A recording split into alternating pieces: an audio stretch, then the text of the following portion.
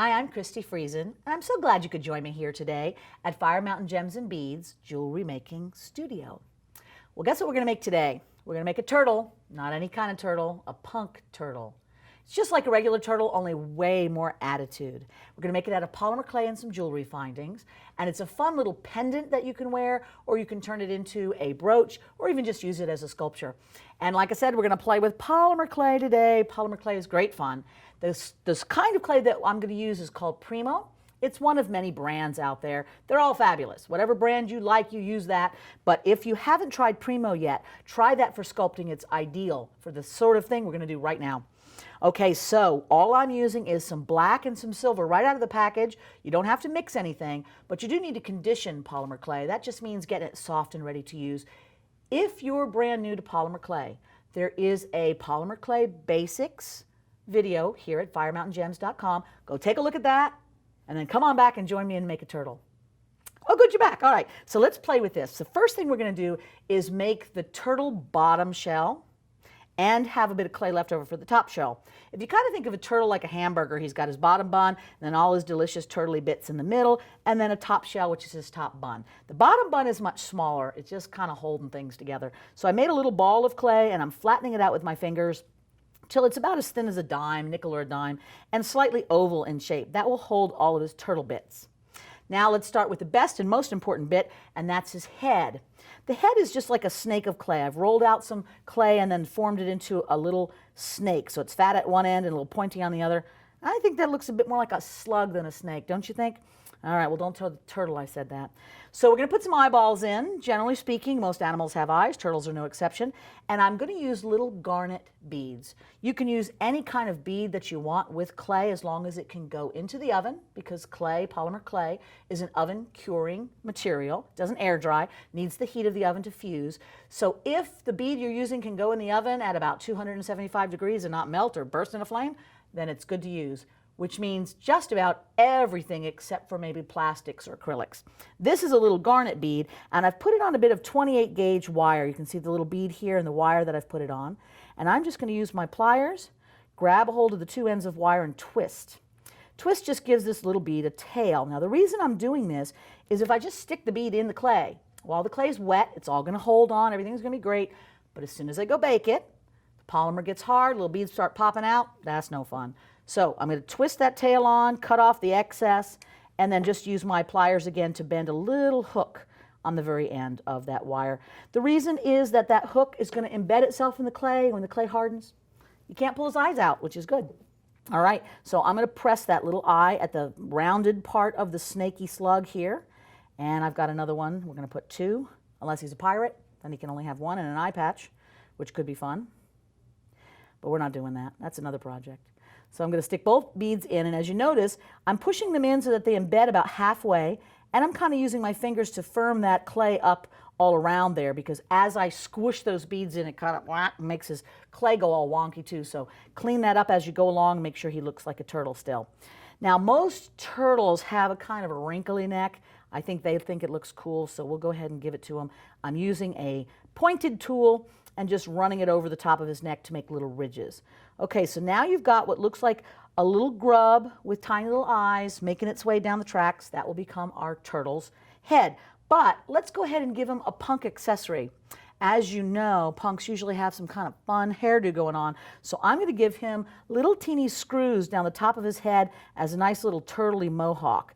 So first thing I'm going to do is poke little holes in the top of his head, and then pick up some screws. We have a nice little screw mix here at firemountaingems.com that you can pick up, and these screws will just fit in perfectly. Or you can go find some old eyeglasses that nobody's wearing and use the screws from them.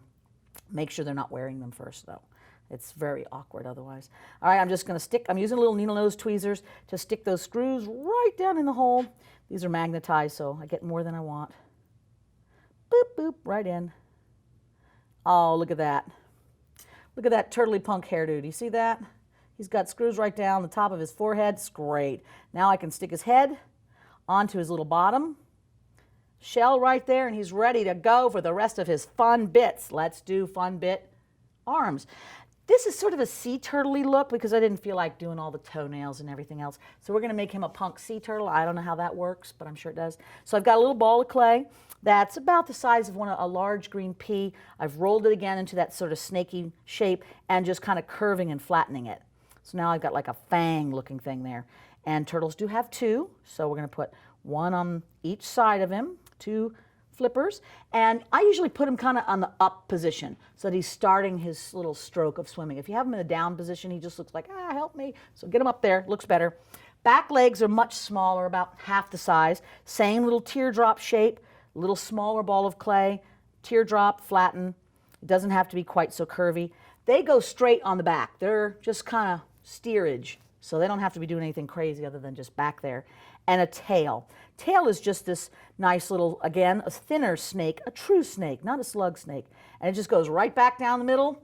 It's kind of making sure everybody goes in the right direction. All right, so now you have your shellless turtle. I'm going to make sure he's not stuck to the surface too much. So we've got his head on there, all of his turtly bits. We're ready to put a shell on him. With that ball of clay that we have, I am just going to firmly press and roll till I have an ovally shape. Then I want to turn this into a hamburger bun, more like a hoagie bun, I'm kind of thinking, not really hamburger anymore, and a little bit more oval to cover all of his bits. And all I'm going to do is kind of pull on the outside edges with my fingers underneath so that it turns into this sort of half shape. See how I'm doing that? You can just stick it on the table and push down, but sometimes that makes the ridge kind of thin and it looks awkward. So I like to do it with my fingers here. Once it seems like it's about the right size, kind of put it into position. If that looks good, then you can pick him up, put his shell on, and I usually turn him over to make sure that I can attach all of his little bits and then there's nothing sticking out that doesn't belong. All right, look at our dude so far. Isn't he cute? Look at that guy. He's ready. He's ready to get punked. Now what we're going to do here, now this punk has a little sense of style, so not only is he going to have a little bit of metal studs and things around, but a little bit of flash, you know. So what we're going to use for flash, this is a cup chain. It basically is these little cups of metal with some shiny glass or crystal in them, and I'm going to use this as a little bit of fun right down his back. All you've got to do is use a pair of pliers to cut in between any one of the links, and you can cut into little smaller sections. I already have just the right size pre-cut. And I'm going to lay that right down his back. Because there are individual little links in this, you can just place it in position and then press. Pushing it down into the clay usually embeds it enough so that it stays in there. After he's baked, if it seems loose at all, you can gently pry it up or partially up, put a little bit of glue on there. You can use a super glue or a jewelry glue like E6000, press it back down and you'll be fine. Now the rest of his ensemble is going to be these fun little things. These are little metal studs that have a glue backing. See that kind of gold junk back there? That's glue, which means that as I press them into the clay, when I go bake it, that glue is going to activate in the heat and glue itself right onto the clay. How cool is that, right? So we've got a couple of different shapes of these hot fix studs, and they're all made out of metal, so they're going to go into the oven just fine. They're not any kind of plastic or anything, so they should be terrific. And I'm picking them up. This is called an embelly jelly. It's a nifty little dowel with this movable, moldable, kind of gunky, sticky business on the end. And the nice thing is, as this gets all full of dust and cat hairs and what have you, you can pull that off and put a new one on. So embelly jellies are really great for putting little details like this on. So I'm not going to go crazy on him. He's a little less over the top as some of his brethren, but I'm going to put just a couple more studs in place here. You can also use individual bits of that cup chain. I cut one or two little pieces of that here, and I can use the same embelly jelly to pick those up, and that you just press it. Now you notice how I'm pushing them in with my fingers? I'm kind of pressing that so that everything embeds into the clay. If you just set it up on the top, it's going to fall off. So use a little bit of strength without squishing them and get that all embedded in there. Okay, doesn't he look pretty good so far? Baby. The last thing I kind of think he might need is a little something something on his paws, flippers, not paws, flippers. So I'm going to put little texture here just using any kind of tool with a rounded end. You could put more studs on there. You could put a different color of those cup chain bits. Whatever amuses you. You could put some more little screws or washers or whatever punks you out. That would be perfectly fun. So I'm going to just put a little couple more dots. All right, I think he's looking pretty fantastic. One more little trick. That's using mica powder. Mica powder is a pulverized rock, mica, and it's got tint in it, and when you put it on top of clay, it just grabs right to the surface of the clay, bakes right in, adds a bunch of shine and shimmer. So I'm using the lid to some of the silver mica powder, and I'm just going to brush a little extra right here. I'll hold it up to the light in a minute, and you can see how that makes him shimmer. I'm going to put it on all of his parts right there, and you can even put a little bit more in the shell if you want him to have a little bit of shine there. What that does is it just catches the light and really makes him disco ready. All right, we're going to just make sure he comes right up here. Now you might want to know, okay, well, if he is going to be a focal bead, how am I going to wear him? So isn't he looking great? If he's a sculpture, then he can just be moved around and have fun just as is. But if you are going to wear him as a brooch, all you got to do is bake him, flip him over, and glue a pin back there, one of the hinged straight pin backs, piece of cake. If you want to use him as a pendant, then my suggestion is you take a needle tool or some other kind of piercing tool and gently, carefully, just scoot it in. And you see how I'm sort of twisting this? I'm just twisting and pushing. Now I would hang this, and he would hang just like that. Isn't that great?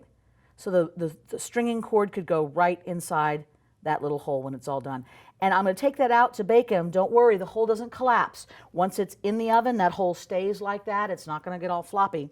But I would suggest, you see how he has a tendency, because of the hardware on his head, for that head to droop a little bit? I'm taking a little bit of tissue paper and giving him a little chin pillow. What that does is it keeps that head up and perky. You might also want to look, as if you're going to wear it, you might even tilt the head sideways so that you get to see his cute little face. That's up to you. But I am going to tilt it up so it just looks lovely and fresh and happy and all full of attitude like any good punk turtle would. Okay, so you've made your turtle. The only thing left to do is bake him. Like I said, there's a whole video on baking business, but essentially this little guy should be in the oven for about 30 to 45 minutes. The clay that you're using will tell you what temperature, but it's usually around 275. And then once it's done, let it cool, and he's good to go. You don't have to cover it with anything. You can, but you don't have to cover it with a clear glaze or anything like that. You can just slip it on a cord and go, baby, and join your other punk friends and have a good old time. All right, so wasn't that fun? Aren't you excited? Don't you want to go make one of those turtles? I know you do. Whole crop, get all the friends in, everybody make one. The nifty thing is, all the things that we use to make this turtle, the clay itself, all the studs and the screws and the cup chain and all that other stuff that we have, mica powder, polymer, and other books and tutorials on other things that you can make, that is all right here at firemountaingems.com. So I hope you'll take advantage of all this good stuff, make up a crop of turtles, and let us know about it. Fire Mountain is on Facebook, and they have Pinterest boards. Feel free to share what you've made with other people who might enjoy doing the very same thing. So go have some turtley fun.